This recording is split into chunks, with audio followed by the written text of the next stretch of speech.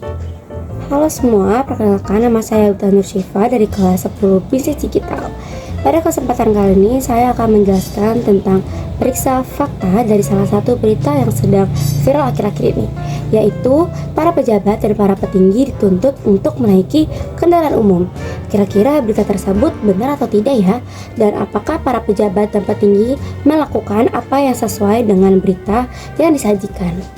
Nah, jadi gimana sih cara kita memastikan bahwa berita yang kita baca itu merupakan sebuah fakta atau bahkan hoax ya? Jadi, periksa fakta itu merupakan salah satu proses menilai sebuah informasi sebelum informasi tersebut disebarluaskan. Salah satu tujuan utamanya adalah untuk memverifikasi sebuah keakurat informasi sebelum informasi tersebut diterima sebagai sebuah fakta. Tujuan utamanya adalah untuk mencegah penyebaran informasi yang salah ataupun menyesatkan bagi seluruh masyarakat yang menerimanya. Selain itu, keakuratan sebuah berita dapat didukung dengan adanya video maupun gambar yang memang sesuai dengan apa yang dikatakan dalam sebuah berita tersebut. Nah, sebagai contoh di sini aku lagi baca berita yang sedang viral akhir-akhir ini, yaitu para pejabat dan juga para petinggi diminta untuk menaiki kendaraan umum. Jadi aku lagi baca nih salah satu dari sumber tempo.com. Di sini Tempo bilang kalau misalkan Wakil Ketua Pemberdayaan dan Pengembangan Wilayah Masyarakat Transportasi Indonesia atau Joko Setijowarno itu menyarankan untuk para pejabat menggunakan transportasi publik karena biasanya mereka kan dikawal dan itu cukup mengganggu para masyarakat karena sirene-sirenenya yang cukup berisik. Jadi Joko itu menilai kalau misalkan pengawalan jalan raya hanya dikhususkan untuk presiden dan wakil presidennya saja. Pejabat negara yang lain tidak perlu dikawal, katanya dalam keterangan tertulis dikutip pada hari Selasa 28 Januari 2025. Nah, kira-kira apakah dari yang disampaikan oleh tempo.com ini sesuai dengan faktanya atau tidak? Aku akan menggunakan cara membandingkan fakta atau membandingkan informasi yang tertera dengan website-website lainnya. Di sini langsung aja aku cari website lainnya. Nah, di sini ada dari CNN Indonesia. Nah, di sini di CNN Indonesia ia mengatakan kalau misalkan Joko Setijowarno mengatakan pada sejumlah aturan yang dasarnya penggunaan sarana prasarana di jalan itu untuk kebutuhan lalu lintas adalah hak asasi bagi setiap orang. Ia mengatakan kalau misalkan semua orang mempunyai hak yang sama untuk menggunakan jalan berlalu lintas, tidak ada seorang pun yang punya hak untuk diutamakan, kecuali didasarkan pada peraturan perundang-undangan yang berlaku.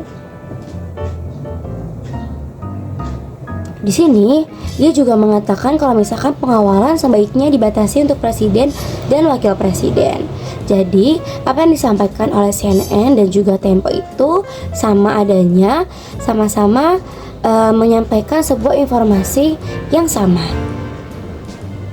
Selain dari CNN, di sini aku juga ingin membuka dari Detik News. Mari kita buka. Nah, untuk di Detik News ini dia menyampaikan informasi jauh lebih lengkap namun tetap sama seperti informasi yang disampaikan di tempo.com dan juga di CNN. Kalau di Detik News, si Bapak Joko Setijowarno ini mengatakan dalam keseharian dengan hiruk-pikuk kemacetan kota Jakarta, sebaiknya pengawalan dibatasi untuk para presiden dan juga wakil presiden. Sedangkan pejabat negara yang lain tidak perlu dikawal seperti halnya presiden dan juga wakil presiden. Jika memang perlu sekali harus rapat, angkutan di Jakarta ini sudah cukup kok untuk memberikan pelayanan yang cakupannya setara dengan kota-kota di dunia, ujar Wakil Ketua Pemberdayaan dan Pemerakatan Wilayah Masyarakat Indonesia, yaitu Pusat Joko Setijowarno. Jadi sebenarnya untuk inti dari pembicaraan Bapak Joko ini itu sesuai dengan apa yang disampaikan oleh website-website lainnya. Namun di website Detik News ini diperlengkap dan juga diperjelas tentang apa saja yang disampaikan oleh Bapak Joko Setijowarno. Selain dari Detik.com, ada banyak lagi website-website yang mengatakan kalau misalkan memang para pejabat itu dituntut untuk menaiki kendaraan umum yang dikawal hanya cukup presiden dan juga wakil presiden, karena tujuannya adalah untuk mengurangi kemacetan dan juga gangguan bunyi sirene-sirene yang seringkali didengar oleh masyarakat. Nah, untuk memperkuat informasi yang aku sampaikan tadi merupakan fakta, aku menemukan foto dan juga video yang menunjukkan bahwa para menteri sekarang sudah menjalankan apa yang diminta atau apa yang didesakan oleh MTI atau Bapak Joko mengenai arahan menteri atau pejabat untuk menaiki kendaraan umum.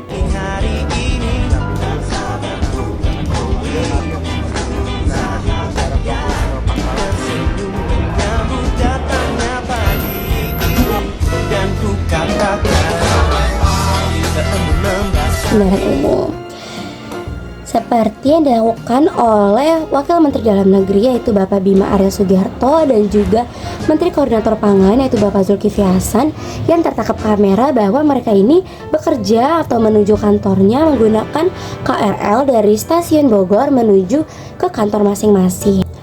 Nah teman-teman, berarti informasi yang aku baca mengenai desakan para pemerintah ataupun menteri yang diminta untuk menaiki kendaraan umum itu benar adanya dengan berbagai macam berita yang aku baca dari berbagai website atau beberapa laman berita yang menyampaikan informasi sama atau konsisten, tidak berubah-ubah. Berarti menunjukkan kalau misalkan memang berita tersebut fakta atau benar adanya. Hal tersebut juga dikuatkan dengan beberapa video dan juga beberapa foto untuk membuktikan bahwa berita tersebut itu memang benar adanya. Cukup sekian apa yang saya sampaikan. Mohon maaf apabila ada kesalahan. Terima kasih. Wassalamualaikum warahmatullahi wabarakatuh.